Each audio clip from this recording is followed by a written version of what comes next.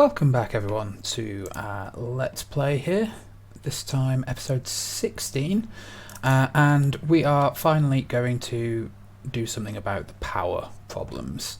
I had a look into a few different things. Between episodes I went mining to see if I could find any uranium, couldn't find any. Did get a little bit more gold and lapis, still quite short of that, need a fair bit more. So that's another between episode job, or even later on in this episode potentially, depending on how soon we need the gold. And did a couple of other things. The first is digging out a room for the next set of power. We're not going to go with the plant-based one, we're going to go with a water-based one. So you can see I've put a LV capacitor in the ceiling here. That's actually hooked up to medium volt capacitor, which is currently full by virtue of how long I've been doing things in between. But as soon as I start turning things on, that's going to rapidly start running out of power. The other part I did, which is even more terraforming, is just upstairs, where I have dug out the side of a mountain. We're going to tidy that up, and at the moment there's some issues with the bottom side there, but all sorted itself out now. Yeah, so this is going to be our Britannia area, so I'm going to start moving things up to here. But I figured like a nice amphitheatre style could look quite nice for Britannia, especially once we start putting the living rock down and things like that. I'm going to have to do something about that chunk erroring that seems to be happening over there. It's a bit unusual, but hey ho. So let's get started with the power answers that we need. Basically, we are going to want to be making ourselves a water wheel. This takes a fair bit of treated wood, and this is where we work out, no, it does not seem to like just auto pulling it through, which is a bit annoying. We'll need to work out why it's not doing that. I'm fairly sure I can use the auto crafting recipes, but I haven't taught it how to make treated wood planks as yet.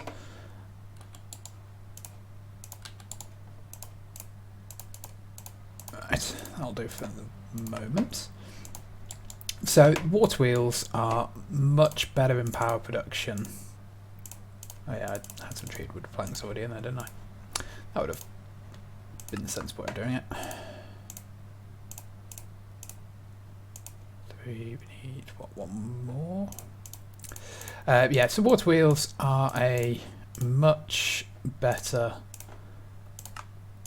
set of power. In that they create 30 RF per tick if you've got enough water going around it, and you can have up to 3 on a single kinetic dynamo for 90 RF per tick each. You can actually get slightly more out of it if you know where to put the gravity defying blocks that are glowstone.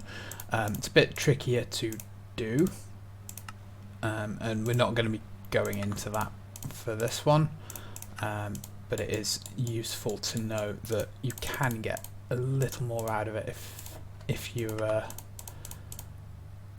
sensible with placements. So the room that I've dug out downstairs is already designed to take the water wheel at its most efficient. What we do is we place the kinetic dynamo in here, just turn it around like so. We're going to be putting the connector on there, and then we want to place the water wheels across here. And then we want to put water up there. Let's go and get our other connector wires and another bucket of water, so we'll need 3 in total.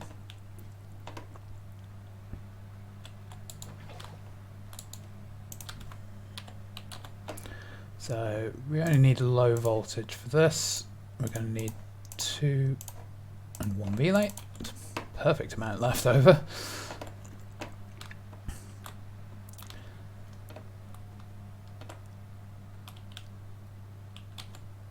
So step 1, connect that to there, connect that to there, and then we just put the low voltage one directly above there. Those hook like that. I'll put like glass across here, because I don't really want the water to look like it should be flowing out. There we go. Can't get the placement.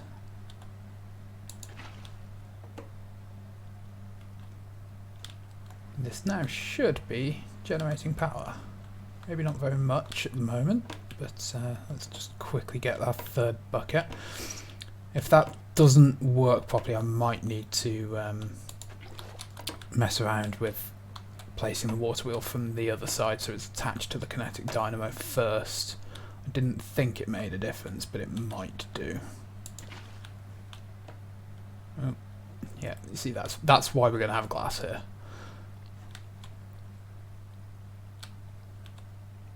Yeah, I don't think that's working properly, so let's just block that up a second.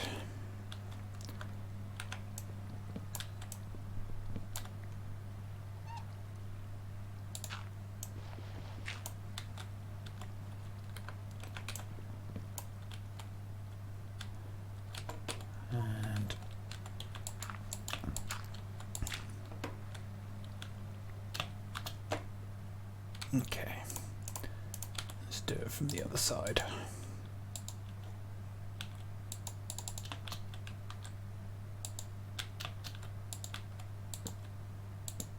Yeah, that was not placed correctly. There we go. There we go. Ah. Okay. Slight issue. It is a solid block. You can't walk through it. You can walk through certain parts of it because parts of it are there to allow space. There we go. Right. Now, if we break the dirt,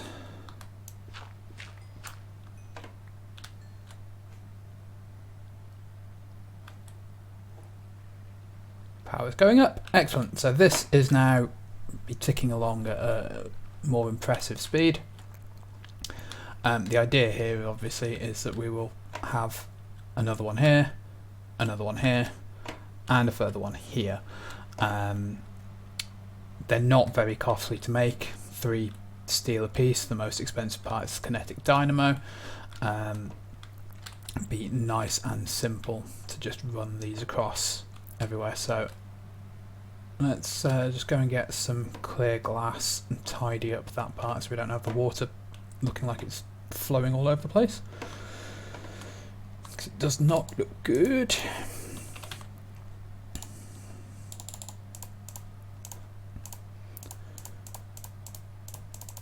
We'll fill in the whole wall and make the floor look good as well at a later stage. For now, just want to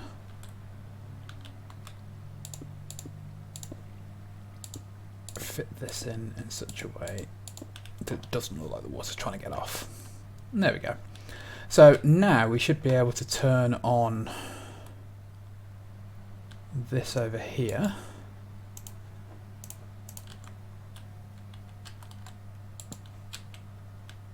And this, I don't think, should drain. It does not. Does this drain? No. Excellent. That's plenty of power in that case. So it'll probably start draining if we like activate our crusher and furnace and the like, but that now means we can have this running constantly and start getting ourselves rubber, which we just need to import into our refined storage system. So that's that now all up today. Yes, that's making plenty of power, so that is going to be plenty future proofed, and this room being another like nearly 300 RF will be plenty getting on with. So that leaves us with the attunement as the next part to deal with, and more progress. We need the astral tome. So what do we need to make our attunement altar? So we need 2 star metal ingots, 1 rock crystal, 1 spectral relay. Okay, so we need the glass lens for the relay. What else goes with it? 2 gold nuggets, 1 bit of marble, and 2 bits of wood.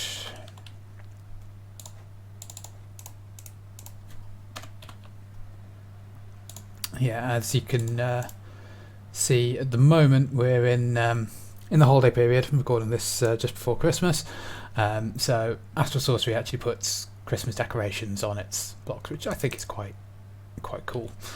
Now, star metal ingots.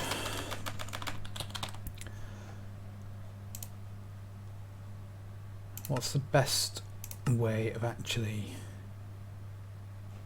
getting the ingot itself? So we can smelt it as a 1-to-1.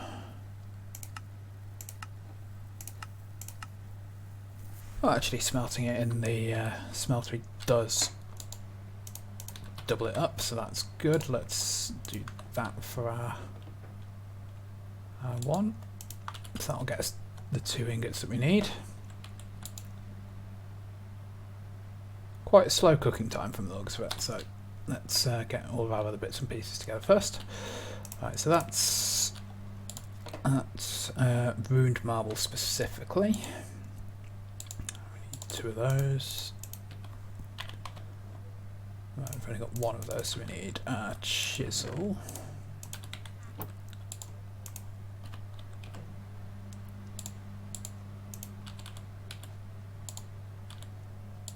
Four is not 2. That does not help. Get the right amount.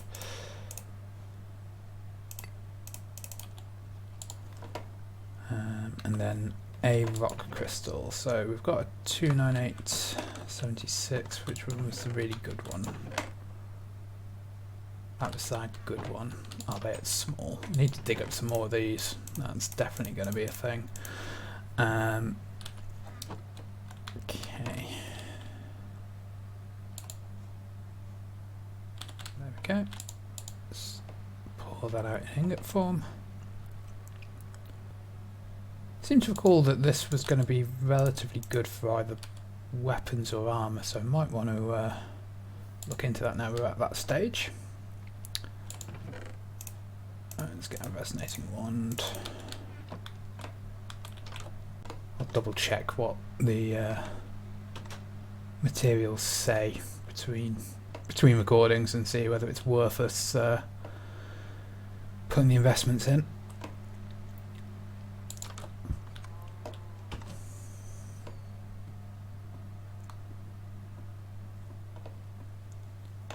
I say for armour it would have to seriously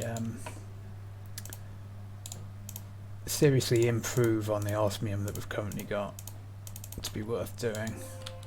I say that durability is just so good. Right, so let's put in pieces here. Might have to, yeah, I think we're gonna have to wait till night time. I'm thinking that's Yeah. Yeah, so that's the right recipe, but it's too bright, or too wet, or both.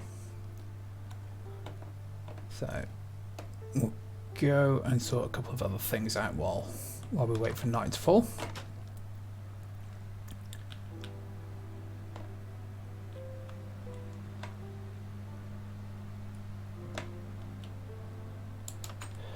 But yeah, being able to get into Astral now that we've actually got the star metal is going to be quite useful.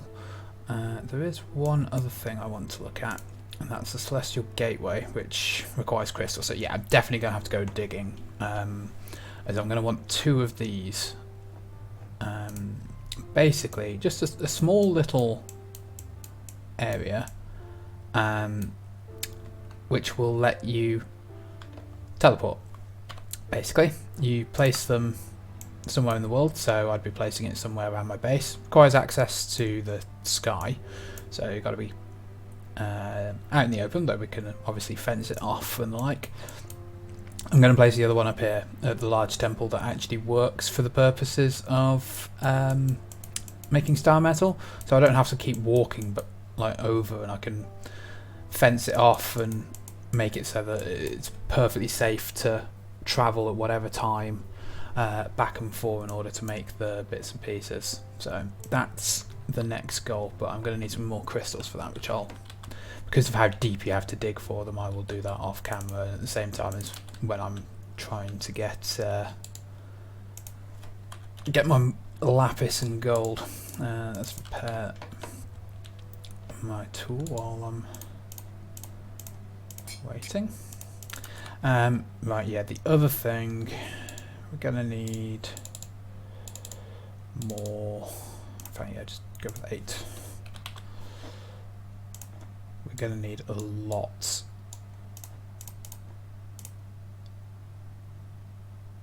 So yeah, unable to do 4 times table that. Yeah, we're gonna need a lot of the little spectral relays as well.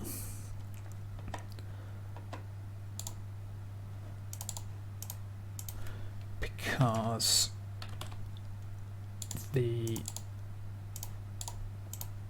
every single constellation needs a certain number of the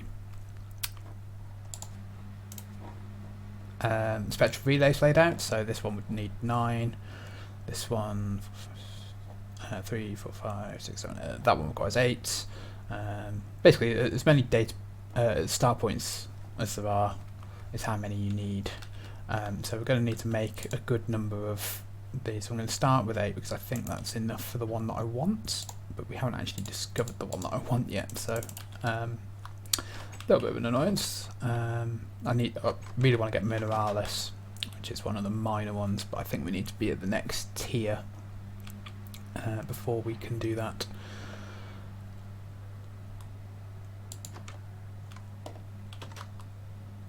But it certainly won't hurt to attune to something else in the meantime. Alright, so at sunset, so we'll start getting a bit brighter moonlight. Hopefully this rain will pack up pretty quickly, or won't interfere, either or.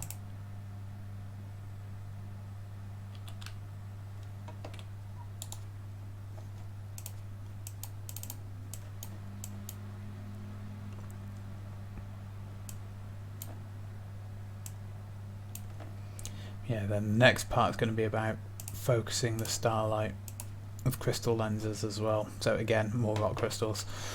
Very, very crystal intensive setup that we want to do to improve the power of the rituals.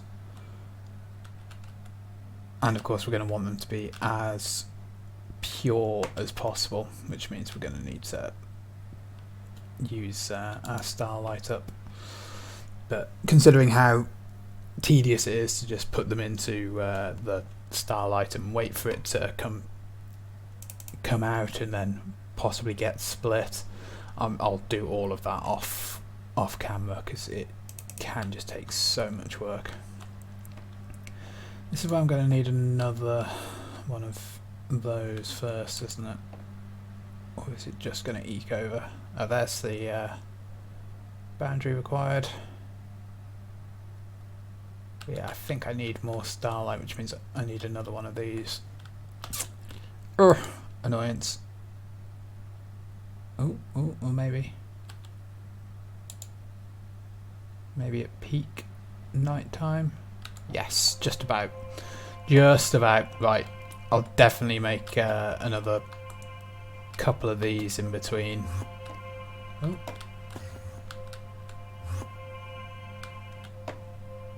Enderman flitting around somewhere. There we go. There's our attunement altar. Right, let's very quickly make our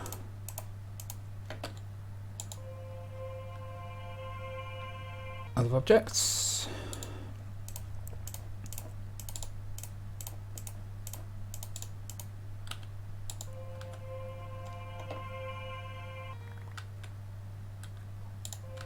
Not quite enough light to make 8 of those in one go. There we go.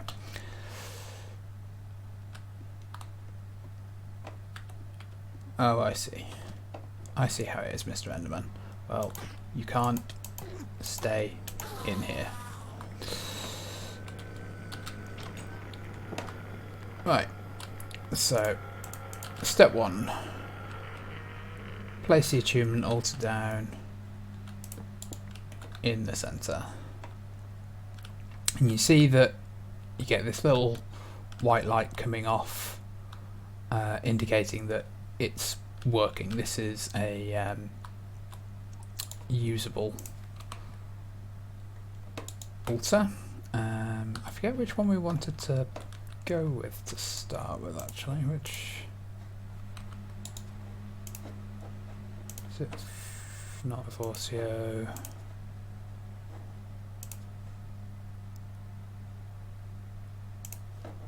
Is it Avitas? Yeah, Avitas. Oh, which means we are going to need another one. Typical. Right, so if you hold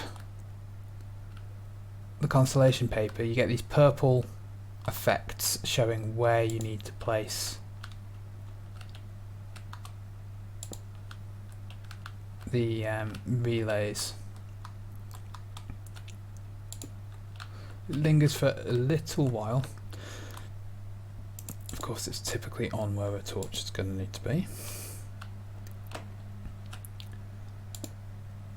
We'll deal with the torch issue later. We can actually do something that will remove the need for torches altogether. Oh, do only need 8. Perfect. Alright, let's get rid of that. So we can infuse a few different things. So we can infuse the crystals, which are then used in rituals. We can also infuse ourselves. So let's do that. You get this nice little play around effect. It does jutter occasionally, so gotta watch out for that.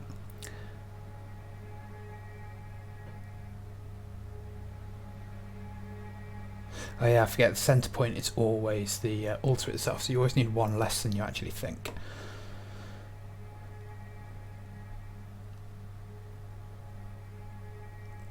Yeah, I just love how this mod looks, and the effects are so good. Oh, please finish before that spider comes and tries to eat my face.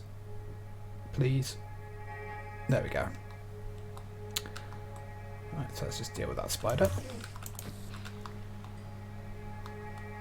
So we are now infused with starlight. So let's just get inside and we'll see what that's all about. So step 1, put that back in there. Now you see we have this other part in here, the perk tree. So we get +2 added maximum life, and we gain experience by building things. But we can then move along these perk trees, getting all kinds of benefits. So this is very very different from the last time I played the mod, but it is still real cool. So this is the one that we're going to be going down. and I think we need to have other parts unlocked to join to other bits and pieces. So we'll see exactly how this goes. So we've got a number 1 over here, which I think means that we can now, so we can activate that to increase our life force by 5%. And then we can just keep going down here. We're going to get a lot of extra life from this tree. Extra health is always good. So we get all kinds of life and armor increasing ones, which to me sounds more like the defensive one, but hey, what do I know? So yeah, it's going to be interesting.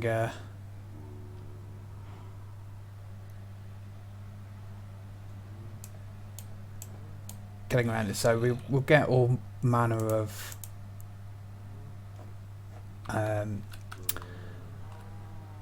perks from it as we level up. So we'll need to have our astral tome handy periodically, and as we build things, we will get the ability to do more things, which is great. Different being attuned to different things dictates how you develop the perks themselves. So I think one of them is like killing things, so I think that's the destruction one, which is one of the ones we could have attuned to, but I'm more interested in the life matter. You can see down at the bottom I've now got 2 orange hearts, which is going to be really useful as we tech up in Britannia and work towards having a really big boss battle. Having extra health from as many different sources as we can is going to be very much appreciated. Right, so we've done a few little things in this session. We've got ourselves our water wheel situated and basically solved our power problems for the foreseeable future. We have attuned to our first constellation and got the attunement altar going. I'm going to, between episodes, certainly have to go digging and get luckier than I have been in the digging, because at the moment, how much lapis do we have? It's something like 70 pieces. Yeah, 78 pieces. It takes 72 to put 1 rank of luck on something, so that's really not good. I've only got 32 pieces of gold, and we're down to 28 pieces of diamond, and so much of what we want to do is going to require gold and diamond and lapis, so can't be relying on all of that. Also, we are now out of low value crystals, so we're going to need to go mining for that as well. So as we have a small cluster up there underground, and at the moment my where are we? Here we go. So I've got a tunnel going up. Why aren't you letting me move? There we go. Got a tunnel heading in this direction, so we'll pick up those crystals, probably pick up those crystals and maybe get all the way up to there as we just dig around, trying to get all that sorted. But that is, as I say, off camera job, lots and lots of digging, very tedious to watch, so that's enough of that. But yeah, it's going on 30 minutes already, so I'm going to call that a part there. Hopefully it was somewhat interesting to see the development of things. Come back next time. Hopefully I will have the resources we need, failing which we'll find something else to do, possibly moving the Britannia stuff. That might be the next part. I still need to get 3 of the flowers actually, so we might look at how we actually get those flower petals when they don't want to seem to spawn in the overworld. So we'll show that off next time. So thank you very much for joining me here, and I will see you next episode.